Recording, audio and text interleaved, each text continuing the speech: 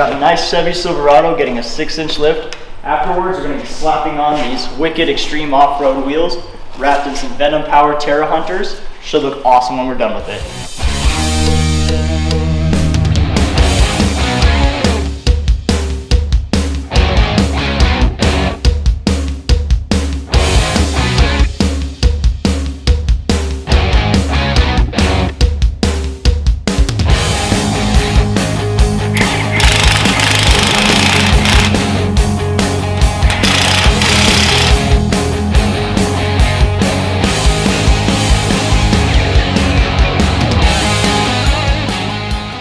Just finished up with the 6-inch lift from Rough Country. We got a FlowMaster exhaust going in, and then black badges, and she's good to go.